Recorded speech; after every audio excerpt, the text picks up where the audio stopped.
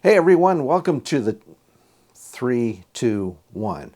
Hey everyone, welcome to the channel. I'm your host, Michael Short. Well, on today's program, we sit down and have a conversation with Shannon Frank.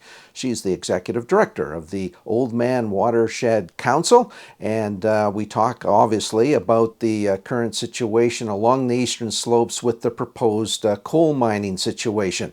But before we get into all of that, I wanted to ask Shannon a little bit about the Oldman Watershed Council, who they represent, and the area that they cover. Sure. So the Oldman Watershed Council is one of 11 watershed planning and advisory councils across Alberta. There's one for each major river. So we cover the Oldman River, obviously, and there's one for the Bow River, the North Saskatchewan River, Red Deer River, etc. And our mandate as WPACs is to be an independent voice for our local stakeholders to the provincial government, and also to do education and outreach around watershed health, to assess watershed health. We do watershed management planning that involves getting all of our stakeholders together to come up with targets and recommendations around how we can best manage the land and the water. And we are basically a forum for all stakeholders and all everybody in the community. So our boards are made up of people from all sectors, including health, industry, environmental groups, all levels of government, Indigenous, you name it, there's someone on our board to speak for that voice. And that's kind of the foundation of what we are. So when it was announced that the coal situation was starting to ramp up and there had been a recalculation of land and rules around it, what could not happen in terms of mining, what was your initial reaction? Well, we did not know that the coal policy was going to be rescinded. So that was news to us. And, there's been lots of discussion since then about whether that was right or wrong. There's court challenges, etc. And so we were basically just scrambling to figure out what that could mean for the Oldman and our headwaters in the eastern slopes of the Rocky Mountains. And quickly realized that there's a lot of land that would be now available for activities like mining and coal mining that previously was basically banned or very limited. What is the current state then, Shannon? You've had an opportunity to kind of, I guess, digest what is happening. You have a lot of different stakeholders. What are you hearing from them in terms of either in agreement or in opposition to this move? Well, we're hearing both. There's certainly, a lot of strong voices on both sides, and people are pretty passionate on both sides. So, there's a lot of people in the middle too that we're hearing from. Like, for example, some people said they might have been okay with some of the mines on the Category 4 lands, where there was a past mine, but they're not okay with mining the Category 2 lands. And so some people just feel like rescinding the coal policy went too far, and that it was a good thing to have that in place. And some people are very happy, and we're hearing, we do have support from the municipality of Crow's Nest Pass, the town of Pincher Creek. Some of the First Nations are supporting the Grassy Mountain mine because they, see the economic benefits for their communities. And then there's a lot of people that are against it because they're worried about losing recreational access, or they're worried about environmental degradation, and health too. I'm hearing a lot of people concerned about like the coal dust and health impacts related to that. That's not my expertise, but just hearing that concern in the community. I guess there are, as you said, many different views. I think you've had an opportunity to listen to the interview that I did with Robin Campbell, president of the Coal Association of Canada. Anything stand out from that caught your attention?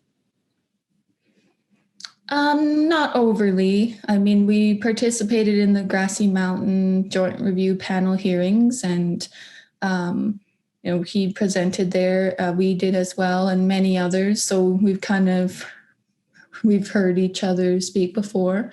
But I think on the fish side, that's primarily what you spoke about with him. I did a little bit of research on what the fish populations are downstream of Hinton and the mines up that way, because he made some good points about those mines up there and how we can learn from them, and how the fish populations are, I think he said the rivers are doing okay, kind of thing.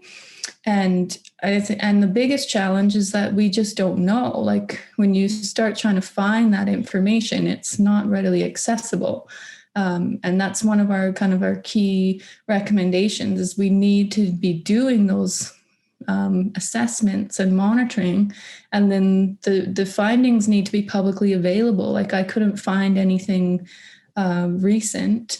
I found some studies from the early 2000s showing that the selenium concentrations were elevated downstream of those mines on the McLeod, Smoky, and Pembina rivers. But I could not find anything recent. And that's one of our, biggest frustrations. And for the public, people want to be able to Google, Oldman River fish health and have something useful come up, and it doesn't. So, one of our biggest recommendations with these coal mines is making sure that there's independent monitoring being done, and then that those results are easily accessible to the public, and they're just not right now. Would you be in agreement for a moratorium? It was interesting. I was listening to David Luff, who, of course, was instrumental in establishing Alberta's coal policy back in 1976 under the Lougheed government, and he's actually calling for a moratorium. Would that be something that we just need more time to sit back, gather more information in terms of what the current health of the Oldman Watershed is right now, and then at least have some viable information going forward? Yeah, like that certainly would help, and is something we suggested in terms of the selenium management, because that's one of our top concerns is the potential for selenium contamination of our creeks and rivers downstream of these mines. And so that technology is not proven. And so that would really benefit from more time to make sure that we have a solid water treatment process in place and we know it will work, and that would reassure our stakeholders. So that issue for sure needs more time. But there's some other issues like fish where we know those populations are already struggling and are close to extinction. So more time, time is not on their side. That isn't going to help them. And if we want those fish populations to survive, we need to make some, major changes, because the cumulative impact of all of the existing use is already, causing a problem. And that has nothing to do with coal mines. It's a lot of the historical and current uses that are adding up together. Yeah, I mean, that's a great point, because you folks don't only deal with the mining issue. You've had to deal with recreational use and water usage throughout the watershed. So when you add this one to the mix, it's really is becoming a triple threat, isn't it? Yeah, exactly. And that's, again, one of our primary concerns is what cumulative effect is what it's called. And that's the main problem. It's not any one user. Usually when you have a environmental problem, sometimes it is, but in general, a lot of the time it's that cumulative effect of having all different types of industry, like oil and gas, pipelines, cattle grazing, recreation, timber harvesting. Everything is just happening in that really small landscape. Our strip of mountains in the Oldman is only about 25 kilometers wide. It's a narrow strip. It's a sensitive area. There's a lot of species at risk there, not just fish, but also trees and birds and other species. And there's just a lot going on in that tiny area. Shannon, we've heard the term striking a balance time and time again. Politicians are pretty famous for saying it. In your mind and the position of the Oldman Water Council, is there a balance to be struck here, or is it a one-time decision? We either decide to accept what is happening and live with the consequences, or move it the other way and say no to mining. Well, like the old OWC typically doesn't take positions because we're listening to all stakeholders and there's voices on all sides. But I think you're right. Like if one mine gets approved, that kind of opens the door to multiple mines, and we could see 4, 5, 6 mines along the headwaters of the Oldman with the recent coal leases that were sold all the way up the Livingston Range and nearly to High River, or like west of High River. So it would be a big change for sure. Like people are quite stunned by having the possibility of having that many mines. And so it would be a big change, and we certainly would see the impacts of that. So it is kind of like we're at a crossroads. And one of our strategies, I guess, is if the mines are approved, and we're doing our best to provide information to regulators about the potential impacts and the likely impacts and so on.